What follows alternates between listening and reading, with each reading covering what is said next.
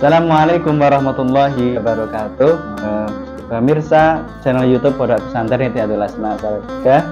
Saya Muhammad Faiz dari Kamet Production, tim media Pondok Pesantren Hidayatul Asma. Kali ini mengenalkan program baru dari kami yang kita sebut juga sebagai podcast atau Q&A, tanya jawab sehari-hari tentang problema fikih. Pada episode sebelumnya podcast ini sudah kami tayangkan, namun di channel YouTube Jateng News TV teman-teman dapat mencarinya di YouTube dengan nama JNTV Official. Nah, pada episode kali ini dengan narasumber yang masih sama, beliau Ustadz Muhammad Hasan Asy'ari SHG. Kali ini kita sudah mendapatkan 5 pertanyaan dari para partisipan. Izin bertanya Ustadz. Pertanyaan pertama, bolehkah infak Jumat dengan uang hasil ngeslot atau judi online? Monggo. Assalamualaikum warahmatullahi wabarakatuh. Waalaikumsalam.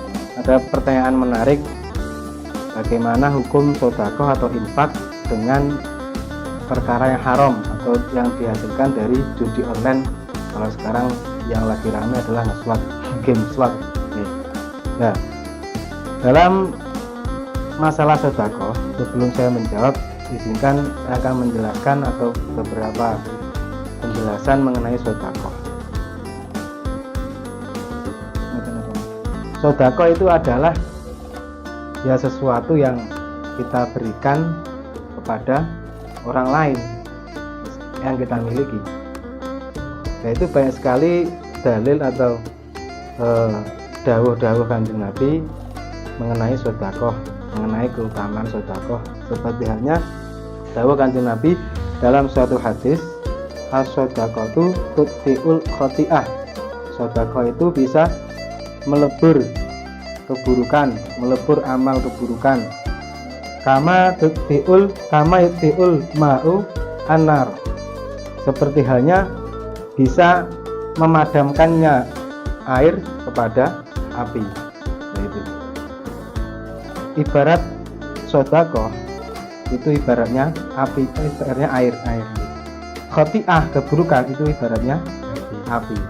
Yaitu bisa dilebur atau bisa dihapus dengan adanya sedekah.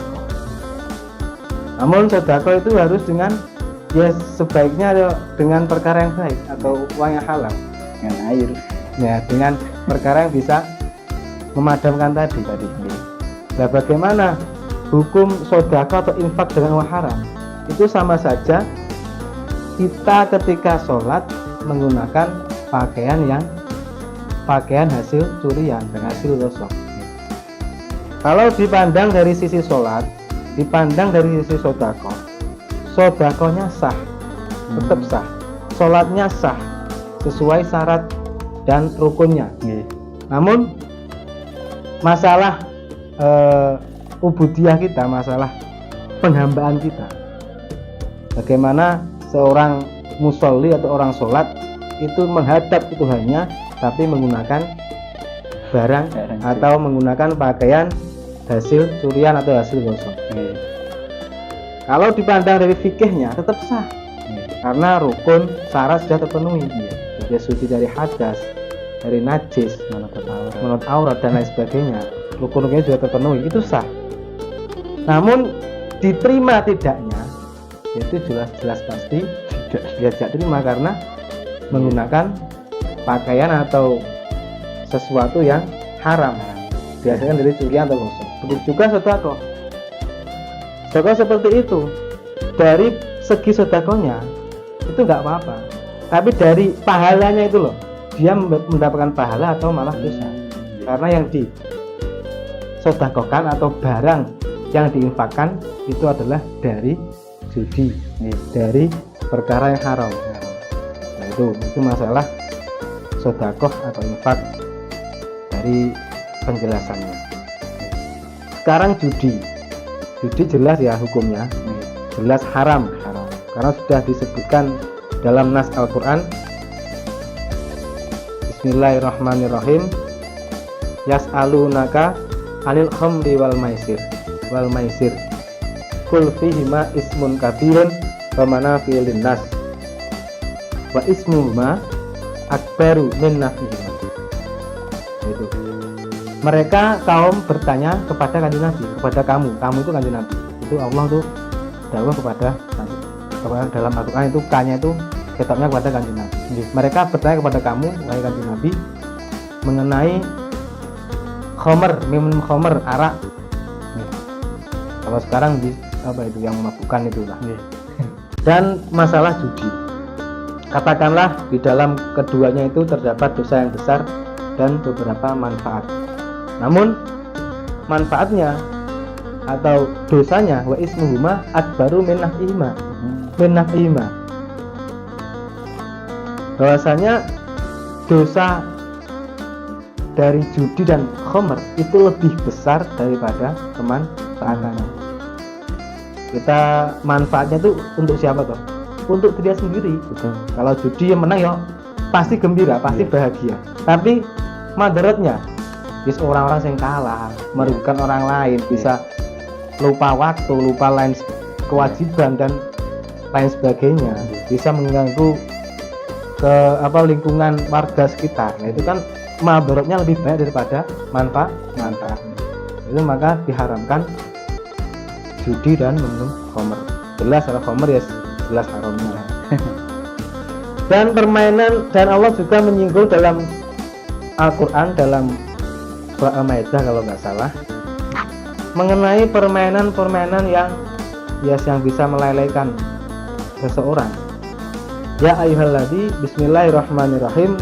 Ya ayyuhalladzina amanu innamal khamru wal maisiru wal ansabu wal azlamu rijsun min amalis syaitan fajtanibuhu la'allakum tuflihun.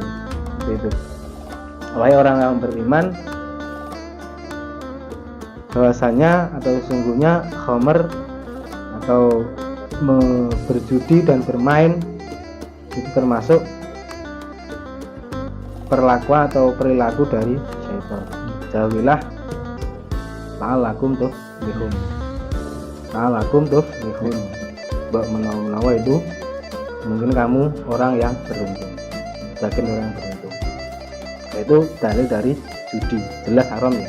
Jadi orang yang uang hasil atau hasil keseharian untuk judi itu uangnya uang haram. Nah, bagaimana pandangan fikih mengenai sedekah atau infak dengan uang haram? Nah, dalam kitab Fathul Mu'in dan sarahnya yang Anah Tauhidin disebutkan bahwasanya makruh hukumnya makruh mengambil harta atau orang mengambil bisa, menerima bisa, harta dari orang yang kebanyakan hasilnya atau mayoritas uangnya itu dihasilkan dari uang haram.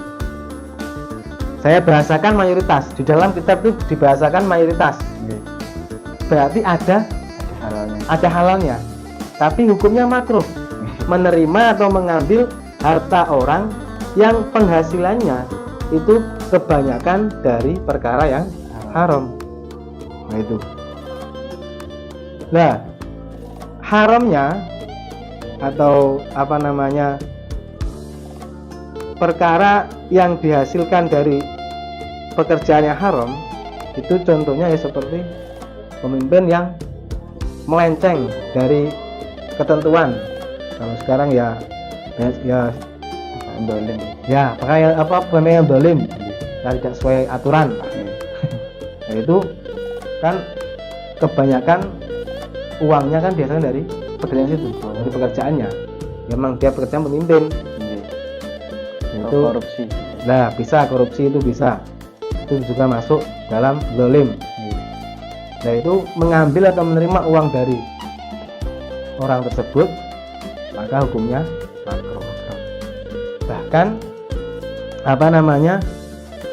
hukumnya bisa berubah menjadi haram ketika kita yakin uang yang diberikan itu dari perkara yang haram. Jadi orang yang menerima uang atau orang yang menerima harta benda lain dan sebagainya itu tahu, yakin, oh ini diambilkan dari perkara yang haram. Itu bagi orang yang mengetahui hal tersebut, itu haram menerima pemberiannya. Bahkan yang lebih Imam Al-Ghazali itu dawuh ya, karena itu menjaga waroknya, menjaga tirainya, menjauhi perkara haram, saking berhati-hatinya. Imam Al-Ghazali dawuhnya itu yahrumu al-akhdhu mimman aksara malihi haramun wa kadza muamalatuhu. Saya ulangi, Qaul Ghazali, Imam Ghazali itu pernah dawuh karena sangat berhati-hati atau menjaga sifat mirai beliau. Itu beliau dawuh yahrumu al-akhdhu mimman aksaru malihi haramun wa kadza muamalatuhu. Artinya haram mengambil harta atau benda, menerima dari orang yang mana hartanya itu lebih banyak dihasilkan dari perkara yang haram. Begitu juga dihukumi haram muamalahnya, transaksinya, apapun itu, jual beli dan lain sebagainya, itu dari Imam Al-Ghazali. Karena apa? Karena menjaga hati-hati dari atau menjaga sifat wirai beliau. Jadi kalau pengen hati-hati ya lebih baik kita jauhi perkara yang haram tadi, kemudian perkara haram. Tapi ya tadi hukum awal bahwasanya mengambil atau menerima dari uang yang kebanyakannya itu dihasilkan dari perkara haram itu hukumnya makruh. Bisa haram ketika kita yakini itu diberikan dari hasil pekerjaan yang haram. Terus bagaimana kalau sedekah? Kita perhatikan Jumat. Nah, itu kan nggak tahu, benar nggak? Yang menerimanya nggak tahu. Iki yang orang yang memasukkan uang dari ke kotak amal itu apakah pekerjaannya haram atau halal nggak tahu kan? Karena yang menerima kan dari kotaknya itu atau yang menghitungkan nanti ada bendaranya. Nggak mungkin bendaranya tahu. Iki sopo yang memberikan uang 5.000 ini, siapa yang memberikan uang sekian, siapa yang memberikan nggak tahu. Itu nggak apa-apa. Jadi kalau tahu ya haram, tapi kalau nggak tahu itu yang diambilkan dari uang haram atau makruh itu, uang haram atau halal itu berarti makruh, seperti itu. Jadi ada jawaban makruh bisa haram. Jadi kalau kita menggunakan pengisilan di awal tadi, tidak bisa memadamkan api dengan api gitu. Artinya tidak bisa uang haram tadi ya untuk ibadah artinya. Ya nggak bisa. Tapi kalau dari segi ibadahnya sah seperti sholat tadi. Tapi masalah diterima tidaknya fadilah itu ya sudah pasti tidak diterimanya.